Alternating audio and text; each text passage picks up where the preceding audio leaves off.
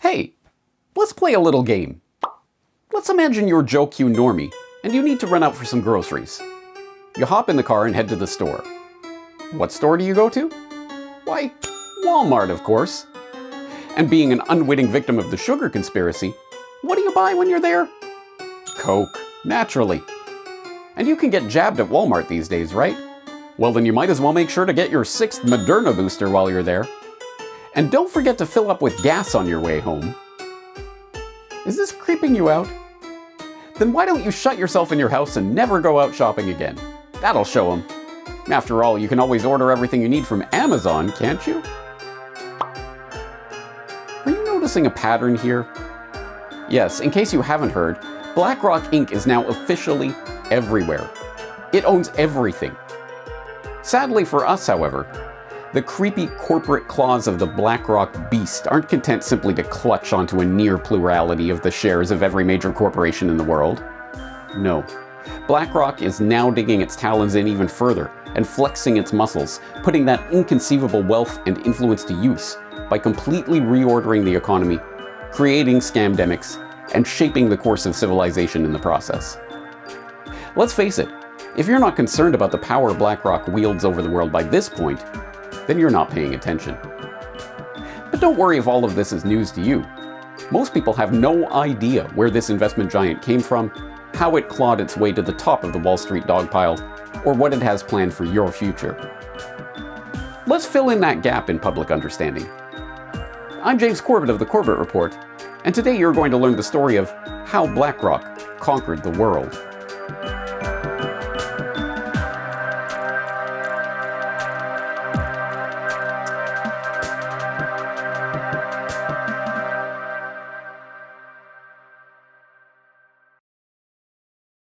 Hold on a second, I hear you interject. I've got this. BlackRock was founded as a mergers and acquisitions firm in 1985 by a couple of ex-Lehmanites, and has since gone on to become the world's largest alternative investment firm, right? Wrong. That's Blackstone Inc., currently headed by Stephen Schwarzman. But don't feel bad if you confuse the two. The Blackstone-BlackRock confusion was done on purpose. In fact, BlackRock began in 1988 as a business proposal by investment banker Larry Fink and a gaggle of business partners.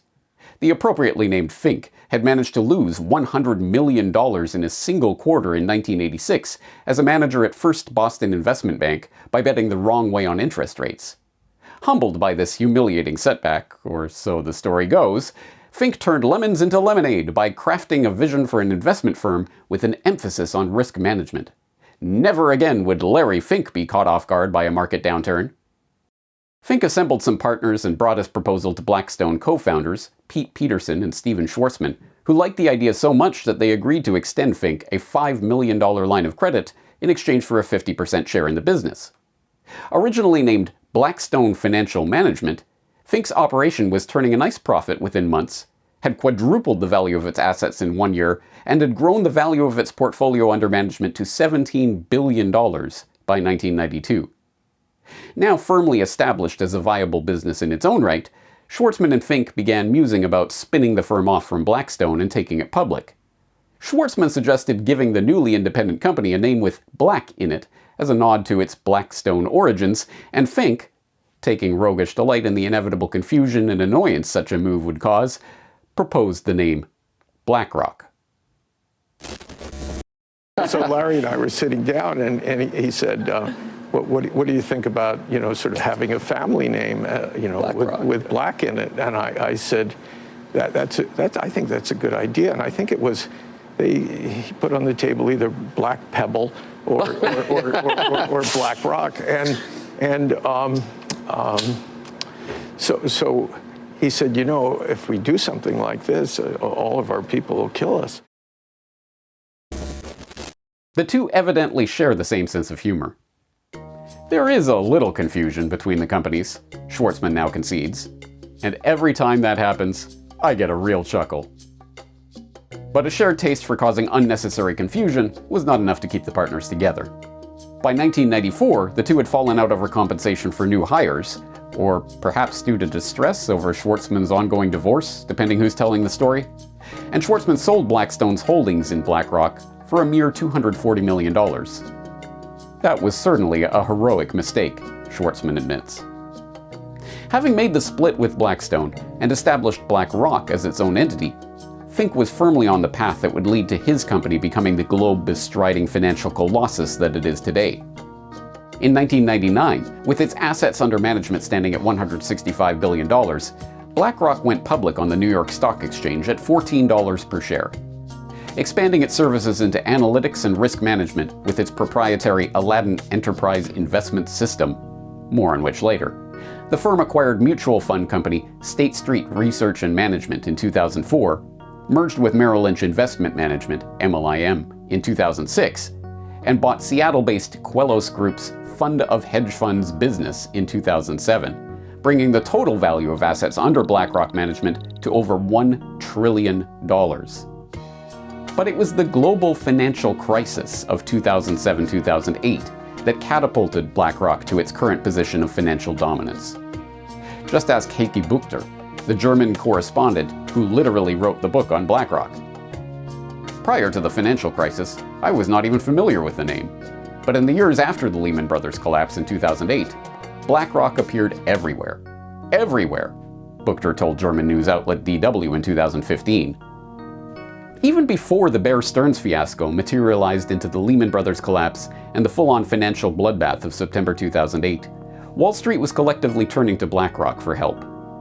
AIG, Lehman Brothers, Fannie Mae, and Freddie Mac had all hired the firm to comb through their spiraling mess of credit obligations in the months before the meltdown. BlackRock was perceived to be the only firm that could sort through the dizzying math behind the complicated debt swaps and exotic financial instruments underlying the tottering financial system, and many Wall Street kingpins had Fink on speed dial as panic began to grip the markets. I think of it like Ghostbusters. When you have a problem, who are you going to call? BlackRock, UBS Managing Director Terence Keeley told CNN at the time. And why wouldn't they trust Fink to pick through the mess of the subprime mortgage meltdown? After all, he was the one who helped launch the whole toxic subprime mortgage industry in the first place. Oh, did I forget to mention that? Remember the whole losing his job because he lost $100 million for First Boston in 1986 thing? That came just 3 years after Fink had made billions for the bank's customers by constructing his first collateralized mortgage obligation, CMO, and almost single-handedly created the subprime mortgage market that would fail so spectacularly in 2008. Started First Boston in 1976. I was the first Freddie Mac bond trader.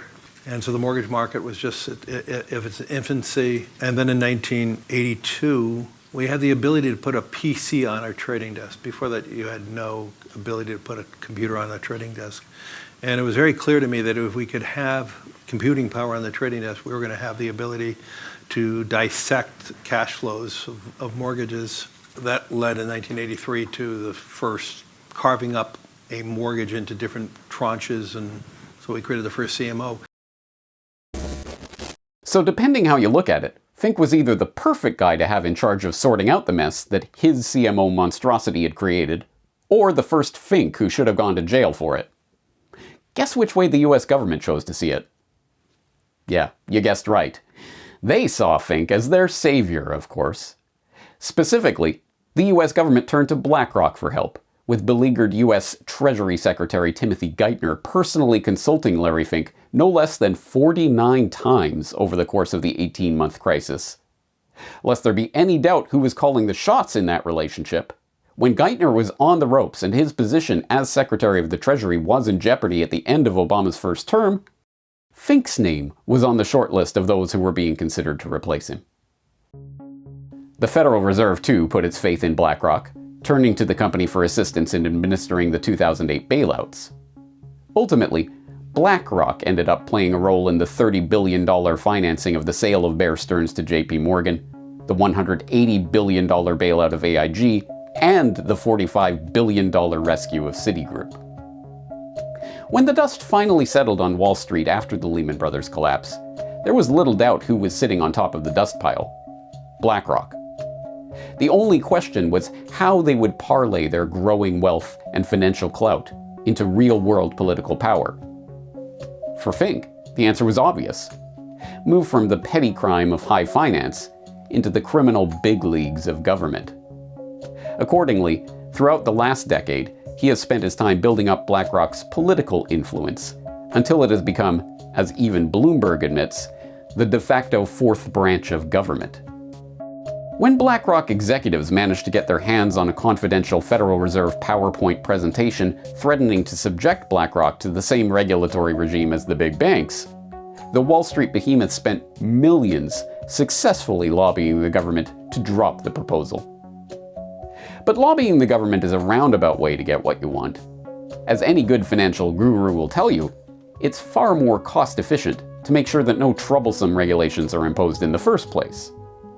Perhaps that's why Fink has been collecting powerful politicians for years now, scooping them up as consultants, advisors, and board members so that he can ensure BlackRock has a key agent at the heart of any important political event.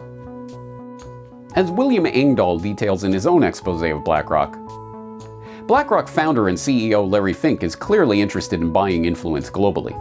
He made former German CDU MP Friedrich Merz head of BlackRock Germany when it looked as if he might succeed Chancellor Merkel, and former British Chancellor of Exchequer George Osborne as a political consultant. Fink named former Hillary Clinton Chief of Staff Cheryl Mills to the BlackRock board when it seemed certain Hillary would soon be in the White House. He has named former central bankers to his board and gone on to secure lucrative contracts with their former institutions. Stanley Fischer, former head of the Bank of Israel and also later vice chairman of the Federal Reserve, is now senior advisor at BlackRock. Philip Hildebrand, former Swiss National Bank president, is vice chairman at BlackRock, where he oversees the BlackRock Investment Institute. Jean Boivin, the former deputy governor of the Bank of Canada, is the global head of research at BlackRock's Investment Institute. And it doesn't end there. When it came time for Biden's handlers to appoint the director of the National Economic Council, responsible for the coordination of policymaking on both domestic and international economic issues, naturally they turned to Brian Dees, the former global head of sustainable investing at BlackRock Inc. And the rest, as they say, is history. Or, more accurately, is the present. Because when we peel back the layers of propaganda from the past 3 years, we find that the remarkable events of the scamdemic have absolutely nothing whatsoever to do with a virus.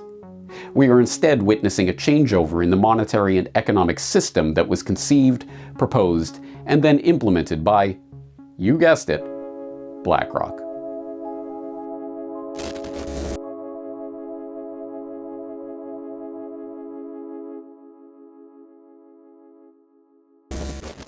Historians of the future will no doubt note 2019 as the year that BlackRock began its takeover of the planet in earnest. It was in January of that fateful year that Joe Biden crawled cap in hand to Larry Fink's Wall Street office to seek the financial titan's blessing for his presidential selection. "I'm here to help," Fink reportedly replied.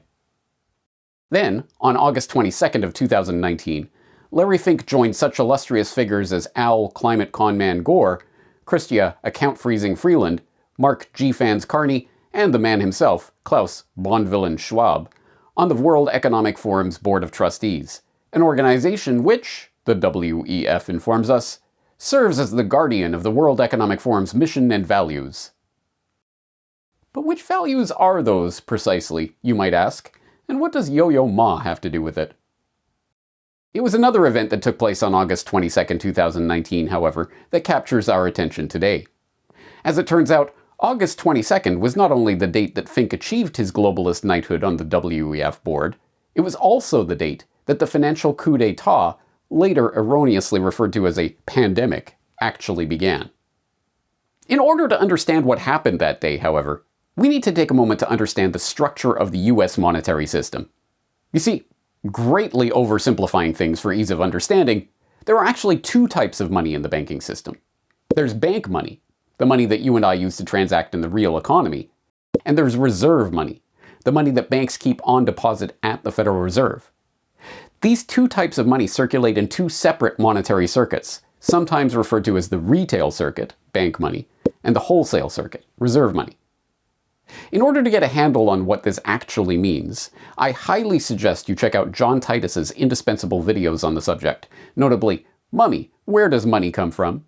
And Wherefore Art Thou Reserves, and Larry and Karsten's Excellent Pandemic, where he explains the split-circuit monetary system. So here we have split-circuit monetary system, and on the left we have the public circuit, where I'm going to simplify the diagram. It's the Federal Reserve is issuing money to commercial banks, and it is circling back to the Federal Reserve. The Federal Reserve might buy an asset from a commercial bank, which turns around, sells it back to the Fed. That's a basic stripped-down circuit. The retail circuit on the right, in red, commercial banks are issuing money. Again, I'm going to simplify this. They issue money to you and me. They issue it in the form of loans. We pay the money back, and the cycle begins anew. And that's really the system. I wanted to do this diagram, though, because you could see here in the center of the diagram, the commercial banks occupy a special position in the two-tiered split-circuit monetary system. They are both issuers and users of money in the center here. So you could really draw a box around them. Now, you and I in the retail circuit, we keep our money on deposit at the commercial banks, which in turn keep their money on deposit at the Fed. So there you have two different systems of deposits.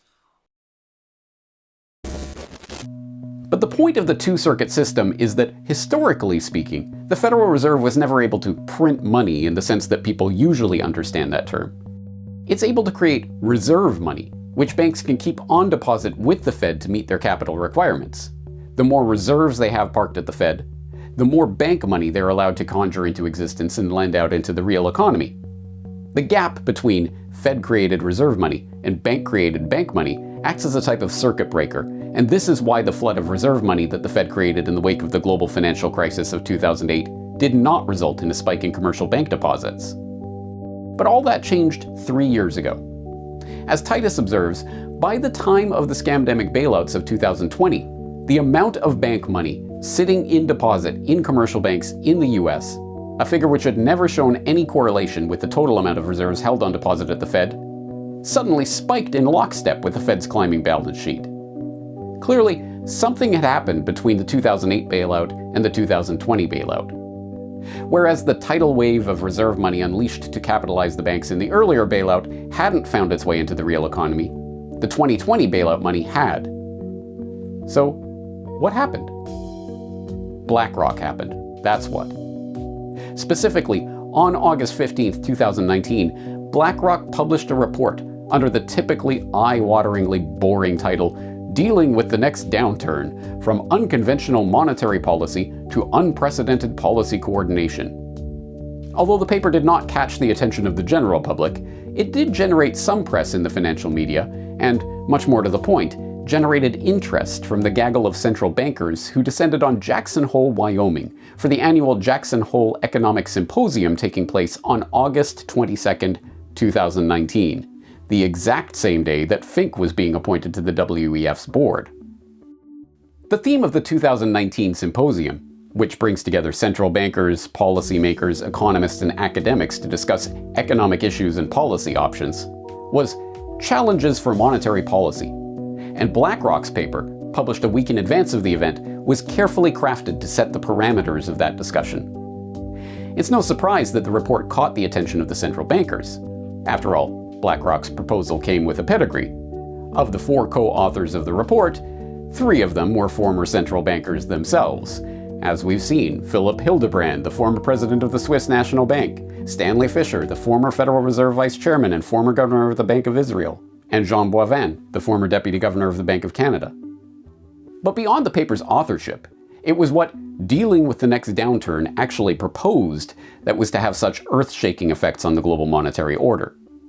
The report starts by noting the dilemma that the central bankers found themselves in by 2019. After years of quantitative easing, QE, and ZIRP, zero interest rate policy, and even the once unthinkable NIRP, negative interest rate policy, the banksters were running out of room to operate.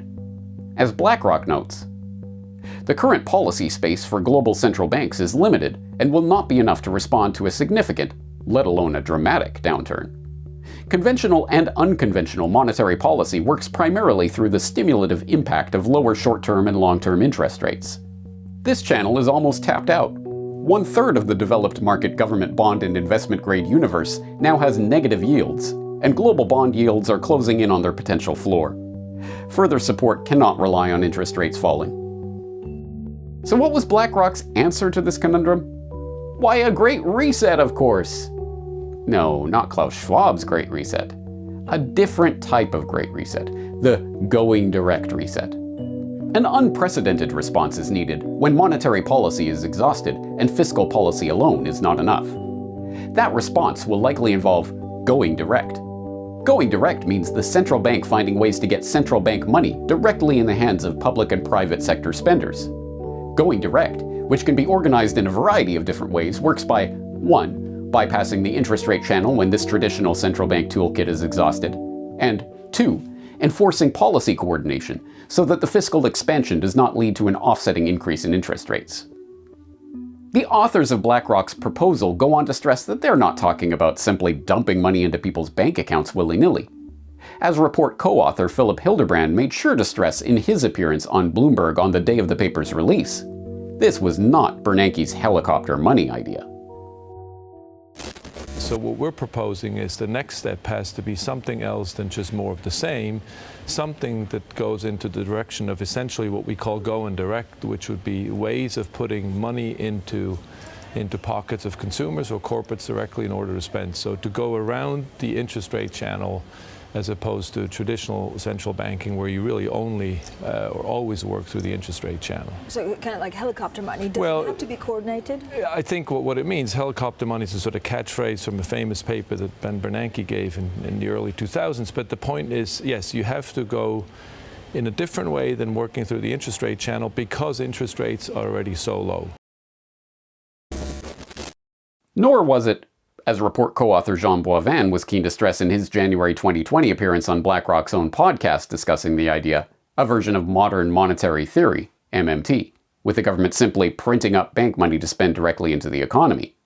No, this was to be a process where special purpose facilities, which they called Standing Emergency Fiscal Facilities, SEFFs, would be created to inject bank money directly into the commercial accounts of various public or private sector entities. These SEFFs would be overseen by the central bankers themselves, thus crossing the streams of the two monetary circuits in a way that had never been done before. Any additional measures to stimulate economic growth will have to go beyond the interest rate channel and go direct, with the central bank crediting private or public sector accounts directly with money. One way or another, this will mean subsidizing spending, and such a measure would be fiscal rather than monetary by design. This can be done directly through fiscal policy, or by expanding the monetary policy toolkit with an instrument that will be fiscal in nature, such as credit easing by way of buying equities. This implies that an effective stimulus would require coordination between monetary and fiscal policy, be it implicitly or explicitly. Alright, let's recap. On August 15, 2019, BlackRock came out with a proposal calling for central banks to adopt a completely unprecedented procedure for injecting money directly into the economy in the event of the next downturn.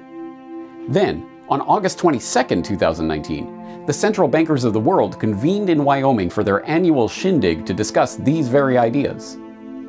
So, did the central bankers listen to BlackRock? You bet they did. Remember when we saw how commercial bank deposits began moving in sync with the Fed's balance sheet for the first time ever? Well, let's take another look at that, shall we? It wasn't the March 2020 bailouts where the correlation between the Fed balance sheet and commercial bank deposits, the telltale sign of a BlackRock-style going direct bailout, began. It was actually in September 2019, months before the scamdemic was a gleam in Bill Gates' eye, when we started to see Federal Reserve monetary creation finding its way directly into the retail monetary circuit. In other words, it was less than 1 month after BlackRock proposed this revolutionary new type of fiscal intervention that the central banks began implementing that very idea. The going direct reset, better understood as a financial coup d'etat, had begun. To be sure, this going direct intervention was later offset by the Fed's next scam for forcing more government debt on depositors, but that's another story. The point is that the seal had been broken on the going direct bottle, and it wasn't long before the central bankers had a perfect excuse for forcing that entire bottle down the public's throat. What we were told was a pandemic was in fact, on the financial level, just an excuse for an absolutely unprecedented pumping of trillions of dollars from the Fed directly into the economy. The story of precisely how the going direct reset was implemented during the 2020 bailouts is a fascinating one, and I would encourage you to dive down that rabbit hole if you're interested. But for today's purposes, it's sufficient to understand what the central bankers got out of the going direct reset. The ability to take over fiscal policy and to begin engineering the economy of Main Street in a more, well, direct way. But what did BlackRock get out of this, you ask? Well, when it came time to decide who to call in to manage the scamdemic bailout scheme, guess who the Fed turned to? If you guessed BlackRock, then sadly, you're exactly right. Yes, in March 2020, the Federal Reserve hired BlackRock to manage 3 separate bailout programs: its commercial mortgage-backed securities program, its purchases of newly issued corporate bonds, and its purchases of existing investment-grade bonds and credit ETFs. To be sure, this bailout bonanza wasn't just another excuse for BlackRock to gain access to the government purse and distribute funds to businesses in its own portfolio, though it certainly was that. And it wasn't just another emergency where the chairman of the Federal Reserve had to put Larry Fink on speed dial, not simply to shower BlackRock with no-bid contracts, but to manage his own portfolio, although it certainly was that too. It was also a convenient excuse for BlackRock to bail out one of its own most valuable assets, iShares, the collection of exchange-traded funds, ETFs, that it acquired from Barclays for $13.5 billion in 2009, and that had ballooned to a $1.9 trillion juggernaut by 2020. As Pam and Russ Martins, who've been on the BlackRock beat at their Wall Street on Parade blog for years now, detailed in their article on the subject, BlackRock is bailing out its ETFs with Fed money and taxpayers eating losses. BlackRock is being allowed by the Fed to buy its own corporate bond ETFs as part of the Fed program to prop up the corporate bond market. According to a report in Institutional Investor on Monday, BlackRock, on behalf of the Fed, bought $1.58 billion in investment-grade and high-yield ETFs from May 12th to May 19th, with BlackRock's iShares funds representing 48% of the $1.307 billion market value at the end of that period, ETFGI said in a May 30th report. No-bid contracts and buying up your own products? What could possibly be wrong with that? The numbers speak for themselves.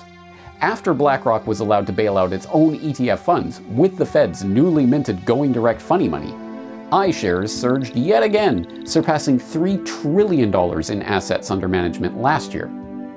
But it wasn't just the Fed that was rolling out the red carpet for BlackRock to implement the very bailout plan that BlackRock created. Banksters from around the world were positively falling over themselves to get BlackRock to manage their market interventions. In April 2020, the Bank of Canada announced that it was hiring, who else? BlackRock's Financial Markets Advisory, FMA, to help manage its own $10 billion corporate bond buying program. Then, in May 2020, the Swedish central bank, the Riksbank, also hired BlackRock as an external consultant to conduct an analysis of the Swedish corporate bonds market and an assessment of possible design options for a potential corporate bonds asset purchase program. As we saw earlier, the global financial crisis had put BlackRock on the map, establishing the firm's dominance on the world stage and catapulting Larry Fink to the status of Wall Street royalty. With the 2020 going direct reset, however, BlackRock had truly conquered the world. It was now dictating central bank interventions and then acting in every conceivable role and in direct violation of conflict of interest rules, acting as consultant and advisor, as manager, as buyer, as seller, and as investor, with both the Fed and the very banks, corporations, pension funds, and other entities it was bailing out. Yes, with the advent of the scamdemic, BlackRock had cemented its position as the company that owns the world. But yet again, we are left with the same nagging question. What is BlackRock seeking to do with this power? What is it capable of doing?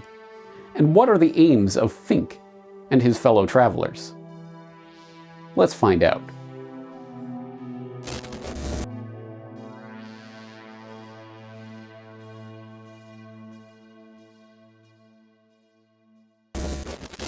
As you now know, BlackRock started out life as Blackstone Financial Management in the offices of the Blackstone Group in 1988. By 1992, it was already so successful that founder Larry Fink and Blackstone CEO Stephen Schwarzman spun the company off as its own entity, christening it BlackRock in a deliberate attempt to sow confusion. But it was in 1993, or so the story goes, that arguably the most important of BlackRock's market-controlling tools was forged.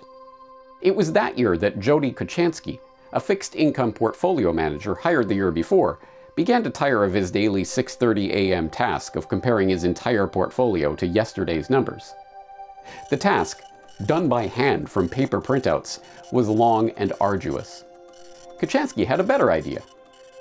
We said, let's take this data, and rather than print it out, let's sort it into a database, and have the computer compare the report today versus the report yesterday across every position. It may seem obvious to us today, but in 1993, the idea of automating a task like this was a radical one. Nonetheless, it paid off.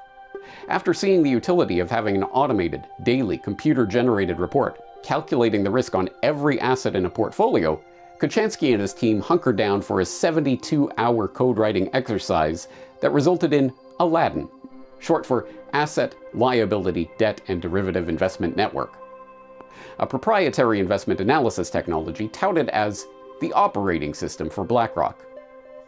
Sold as a central processing system for investment management, the software is now the core of BlackRock Solutions, a BlackRock subsidiary that licenses Aladdin to corporate clients and institutional investors. Aladdin combines portfolio management and trading, compliance, operations, and risk oversight in a single platform and is now used by over 200 institutions, including fund manager rivals Vanguard and State Street, half of the top 10 insurers in the world, big tech giants like Microsoft, Apple, and Alphabet, and numerous pension funds, including the world's largest, the $1.5 trillion Japanese government pension insurance fund. The numbers themselves tell the story of Aladdin. It's used by 13,000 BlackRock employees and thousands of BlackRock customers. It occupies 3 data centers in the US, with BlackRock planning to open 2 more in Europe. It runs thousands of Monte Carlo simulations, computational algorithms that model the probability of various outcomes in chaotic systems, every day, on each one of the tens of millions of securities under its purview. And by February 2017, Aladdin was managing risk for $20 trillion worth of assets. That's when BlackRock stopped reporting this figure since, as the company told the Financial Times, total assets do not reflect how clients use the system. An anonymous source in the company had a different take. The figure is no longer disclosed because of the negative attention the enormous sums attracted. In this case, the phrase enormous sums almost fails to do justice to the truly mind-boggling wealth under the watchful eye of this computer system. As the Financial Times went on to report, the combination of the scores of new clients using Aladdin in recent years and the growth in stock and bond markets in that time has meant that the total value of assets under the system's management is much larger than the $20 trillion reported in 2017. Today, $21.6 trillion sits on the platform from just a third of its 240 clients, according to public documents verified with the company's and first-hand accounts. For context, that figure, representing the assets of just 1/3 of BlackRock's clientele, itself accounts for 10% of the value of all the stocks and bonds in the world. But if the idea of this amount of the world's assets being under the management of a single company's proprietary computer software concerns you, BlackRock has a message for you. Relax. The official line is that Aladdin only calculates risk. It doesn't tell asset managers what to buy or sell. Thus, even if there were a stray line of code or a wonky algorithm somewhere deep inside Aladdin's programming getting its investment analysis catastrophically wrong, the final decision on any given instrument would still come down to human judgment. Needless to say, that's a lie. In 2017, BlackRock unveiled a project to replace underperforming human stock pickers with computer algorithms. Dubbed Monarch, the scheme saw billions of dollars of assets snatched from human control and given to an obscure arm of the BlackRock empire called Systematic Active Equities, SAE. BlackRock acquired SAE in the same 2009 deal that saw it snag iShares from Barclays Global Investor, BGI. As we've already seen, the BGI deal was unbelievably lucrative for BlackRock, with iShares being purchased for $13.5 billion in 2009 and rising to a $1.9 trillion valuation in 2020. Testifying to BlackRock's commitment to the Machine Over Man Monarch project, Mark Wiseman, global head of active equities at BlackRock, told the Financial Times in 2018, "I firmly believe that if we look back in 5 to 10 years from now, the thing that we most benefited from in the BGI acquisition is actually SAE." Even the New York Times was reporting at the time of the launch of the Monarch operation that Larry Fink had, quote, cast his lot with the machines, and that BlackRock had, quote, laid out an ambitious plan to consolidate a large number of actively managed mutual funds with peers that rely more on algorithms and models to pick stocks. The democratization of information has made it much harder for active management, Fink told the New York Times. "We have to change the ecosystem. That means relying more on big data, artificial intelligence, factors, and models within quant and traditional investment strategies." Lest there be any doubt about BlackRock's commitment to this anti-human agenda, the company doubled down in 2018 with the creation of AI Labs, which is, quote, composed of researchers, data scientists, and engineers, and works to, quote, develop methods to solve their hardest technical problems and advance the fields of finance and AI. The actual models that SAE uses to pick stocks is hidden behind walls of corporate secrecy, but we do know some details. We know, for instance, that SAE collects over 1,000 market signals on each stock under evaluation, including everything from the obvious statistics you would expect in any quantitative analysis of the equities markets, trading price, volume, price-to-earnings ratio, etc., to the more exotic forms of data harvesting that are possible when complex learning algorithms are connected to the mind-boggling amounts of data now available on seemingly everyone and everything. A Harvard MBA student cataloged some of these novel approaches to stock valuation undertaken by the SAE algorithms in a 2018 post on the subject. One of the ways BlackRock is including machine learning in its investment process is by signal combination, in which a model mines data, attempting to learn the relationship between stock returns and various quantitative data. For example, it would analyze web traffic through corporate websites as an indicator of future growth of the company, or would look at the geolocation data from smartphones to predict which retailers are more popular. In doing so, researchers must recalibrate and refine the model to make sure it was adding value and not just rediscovering well-known market behaviors already known by fundamental fund managers. Another important machine learning application came when it was combined with natural language processing. In this model, the technology learns in an adaptive way what are the words that can predict future performance of stocks. This model was used on analysis of broker reports and corporate filings, and the technology discovered that CEOs' remarks tend to be generally more positive. So then it started giving more importance to the comments of the CFO or the Q&A portion of conference calls. So let's recap. We know that BlackRock now manages well in excess of $21 trillion of assets with its Aladdin software, making a significant portion of the world's wealth dependent on the calculations of an opaque, proprietary BlackRock operating system. And we know that Fink has cast his lot in with the machines and is increasingly devoted to finding ways to leverage so-called artificial intelligence, learning algorithms, and other state-of-the-art technologies to further remove humans from the investment loop. But here's the real question. What is BlackRock actually doing with its all-seeing eye of Aladdin and its SAE robo-stock pickers and its AI labs? Where are Fink and the gang actually trying to take us with the latest and greatest in cutting-edge fintech wizardry? Luckily, we don't exactly need to scry the tea leaves to find our answer to that question. Larry Fink has been kind enough to write it down for us in black and white. You see, every year since 2012, Fink has taken it upon himself as de facto ruler of the world's wealth to pen an annual letter to CEOs laying out the next steps in his scheme for world domination. He writes the letter as, quote, a fiduciary for our clients who entrust us to manage their assets, to highlight the themes that I believe are vital to driving durable long-term returns and to helping them reach their goals. Sometimes referred to as a call to action to corporate leaders, These letters from the man stewarding over a significant chunk of the world's investable assets actually do change corporate behavior. That this is so should be self-evident to anyone with 2 brain cells to rub together, which is precisely why it took a team of researchers months of painstaking study to publish a peer-reviewed paper concluding this blindingly obvious fact.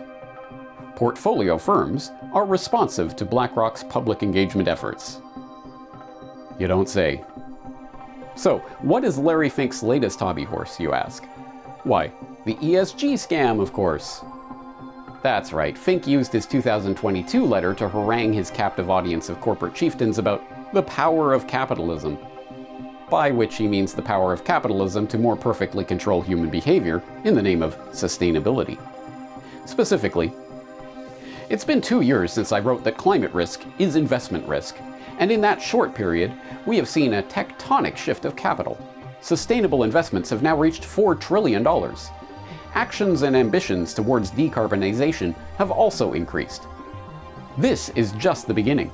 The tectonic shift towards sustainable investing is still accelerating. Whether it is capital being deployed into new ventures focused on energy innovation, or capital transferring from traditional indexes into more customized portfolios and products, we will see more money in motion. Every company and every industry will be transformed by the transition to a net zero world. The question is, will you lead or will you be led? Ooh, I want to lead, Larry. Pick me. But please tell me how I can lead my company into this brave new net zero world order. Stakeholder capitalism is all about delivering long-term, durable returns for shareholders. And transparency around your company's planning for a net zero world is an important element of that. But it's just one of many disclosures we and other investors ask companies to make. As stewards of our clients' capital, we ask businesses to demonstrate how they're going to deliver on their responsibility to shareholders, including through sound environmental, social, and governance practices and policies. Yes, to the surprise of absolutely no one, Larry Fink has signed BlackRock on to the multi-trillion-dollar scam that is environmental, social, and governance practices and policies, better known as ESG. For those who don't know about ESG yet, they might want to get up to speed on the topic with my presentation earlier this year on ESG and the Big Oil Conspiracy. Or they can read the summary of the ESG scam by Ian Davis in his article on the globalization of the commons, aka the financialization of nature through so-called natural asset corporations. This will be achieved using stakeholder capitalism metrics. Assets will be rated using ESG benchmarks for sustainable business performance. Any business requiring market finance, perhaps through issuing climate bonds, or maybe green bonds for European ventures, will need those bonds to have a healthy ESG rating. A low ESG rating will deter investors, preventing a project or business venture from getting off the ground. A high ESG rating will see investors rush to put their money in projects that are backed by international agreements. In combination, financial initiatives like NACs and ESGs are converting SDGs into market regulations. In other words, ESG is a set of phony baloney metrics that are being cooked up by globalist think tanks and would-be ruling councils, like the World Economic Forum, to serve as a type of social credit system for corporations. If corporations fail to toe the line when it comes to globalist policies of the moment, whether that's committing to industry-destroying net zero or even absolute zero commitments, or debanking thought criminals, or anything else that may be on the globalist checklist, their ESG rating will take a hit.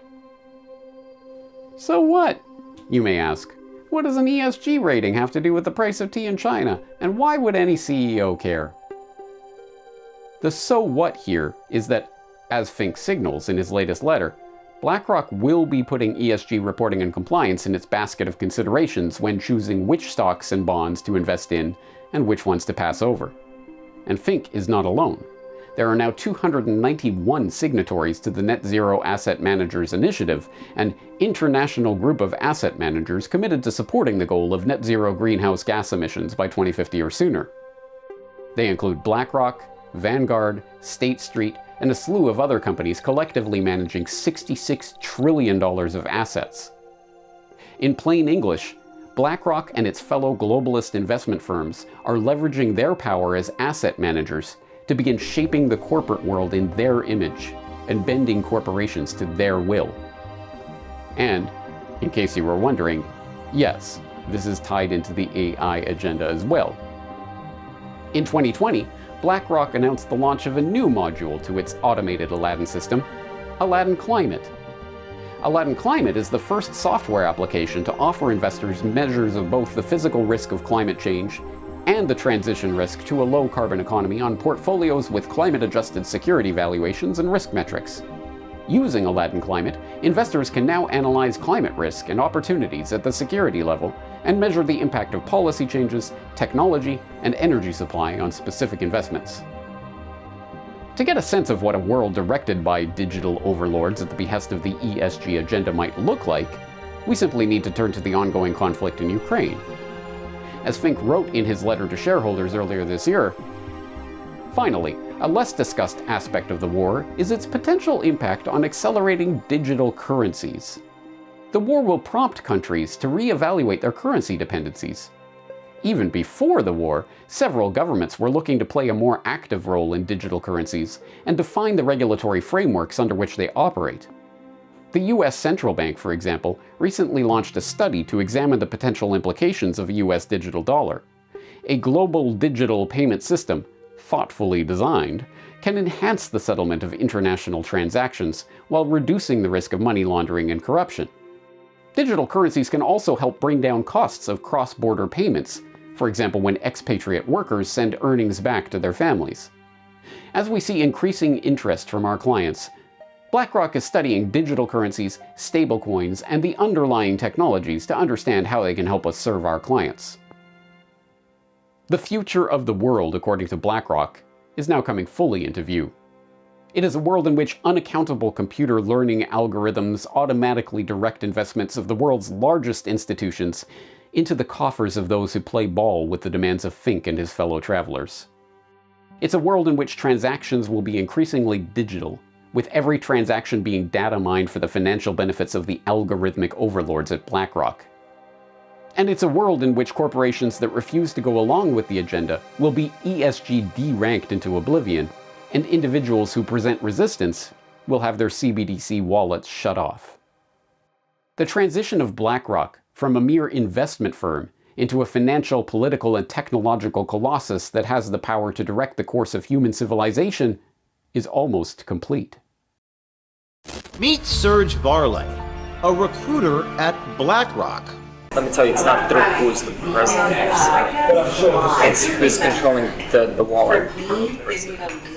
So it's the, and who's that? The hedge funds, BlackRock, the banks. These guys want campaign financing. Yep, you can buy your candidates. Obviously, we have the system in place.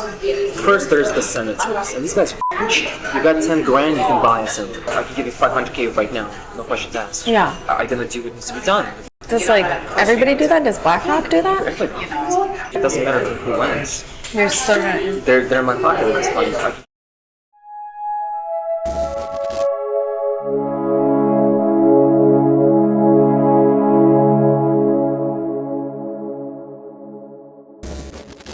As bleak as the exploration of this world-conquering juggernaut is, there is a ray of hope on the horizon.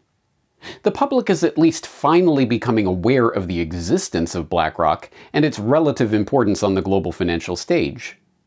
This is reflected in an increasing number of protests targeting BlackRock and its activities. $10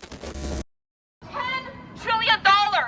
If that were a country, that country's GDP would be larger than every other country's GDP except for two. This is a financial behemoth that is single-handedly, more so than most other institutions in the world, responsible for the funding of coal, oil, and gas, which is killing us and killing our future. Keen-eyed observers may note, however, that these protests are not against the BlackRock agenda that I've been laying out here. On the contrary, they are for that agenda. These protesters' main gripe seems to be that Fink and BlackRock are engaged in greenwashing, and that the megacorporation is actually more interested in its bottom line than in saving Mother Earth. Well, duh. Even BlackRock's former chief investment officer for sustainable investing wrote, after leaving the firm, an extensive 4-part whistleblowing exposé documenting how the sustainable investing push being touted by Fink is a scam from top to bottom. My only gripe with this limited hangout critique of BlackRock is that it implies that Fink and his cohorts are merely interested in accumulating dollars. They're not. They're interested in turning their financial wealth into real-world power. Power they will wield in service of their own agenda, and will cloak with a phony green mantle because they believe, and not without reason, that that's what the public wants. Slightly closer to the point, you get non-profit groups like Consumers Research slamming BlackRock for impoverishing the real economy for the benefit of itself and its clients. You'd think a company that has made it their mission to enforce ESG standards on American businesses would apply those same standards to foreign investments, but BlackRock isn't pushing its woke agenda on China or Russia, Consumers Research Executive Director Will Hild explained last year after the launch of an ad campaign targeting the investment giant. But that critique too seems to miss the underlying point. Is Hild trying to say that if only Fink applied his economy-destroying standards equally across the board, then he'd be beyond reproach? More hopefully, there are signs that the political class, always willing to jump out in front of a parade and pretend they're leading it, are picking up on the growing public discontent with BlackRock and are beginning to cut ties with the firm. In the past several months, multiple US state governments have announced their intention to divest state funds from BlackRock, with 19 states' attorneys general even signing a letter to Larry Fink in August of 2022 calling him out on his agenda of social control. BlackRock's actions on a variety of governance objectives may violate multiple state laws. Mr. McComb's letter asserts compliance with our fiduciary laws because BlackRock has a private motivation that differs from its public commitments and statements. This is likely insufficient to satisfy state laws requiring a sole focus on financial return. Our states will not idly stand for our pensioners' retirements to be sacrificed for BlackRock's climate agenda. The time has come for BlackRock to come clean on whether it actually values our state's most valuable stakeholders, our current and future retirees. As part of this divestment push, the Louisiana State Treasurer announced in October that the state was withdrawing $794 million in state funds from BlackRock. South Carolina's State Treasurer announced plans to divest $200 million from the company's control by the end of the year, and Arkansas has already taken $125 million out of money market accounts under BlackRock's management. Regardless of the real motivations of these state governments, the fact that they feel compelled to take action against BlackRock is itself a hopeful sign. It means that the political class understands that an increasing portion of the public is aware of the BlackRock ESG corporate governance agenda and is opposed to it. It's already having some effect, with Fink recently conceding that he would bow to the pressure and drop explicit promotion of ESG scores, while continuing to push the ESG agenda and everything it stands for, naturally. Once again, we arrive at the bottom line. The only thing that truly matters is public awareness of the issues involved in the rise of a financial and political and technological giant like BlackRock, and it is only general public opinion that can move the needle when it comes to removing the wealth and thus the power from a behemoth like the one that Fink has created. But before we wrap up here, there's one last point to be made. You might remember that we opened this exploration by highlighting BlackRock's position as one of the top institutional shareholders in Walmart, and in Coca-Cola, and in Moderna, and in Exxon, and in Amazon, and in seemingly every other company of significance on the global stage. Now, the fact checkers will tell you this doesn't actually matter because it's the shareholders who actually own the stock, not BlackRock itself. But that raises a further question. Who owns BlackRock? Oh, of course. Now, I realize this is a lot of information to take in at once. Go ahead and re-watch this video once or twice. Follow some of the many links contained herein to better familiarize yourself with this material. Share these reports with others. But if after taking all of this in, you find yourself looking back over these top institutional holders lists and saying, hey, wait, who's the Vanguard group? Well then, I'd say you're starting to get it. Good job. So, who is the Vanguard group? It's an excellent question, and one that I'll be answering in the next edition of the Corbett Report subscriber newsletter. I hope you're there for the answer. All right, enough green screen tomfoolery. This is James Corbett of CorbettReport.com, the creator, writer, director, producer of the How BlackRock Conquered the World documentary that you've just been enjoying. And if you have made it this far, then congratulations. You are now better informed on this subject than 99% of the public.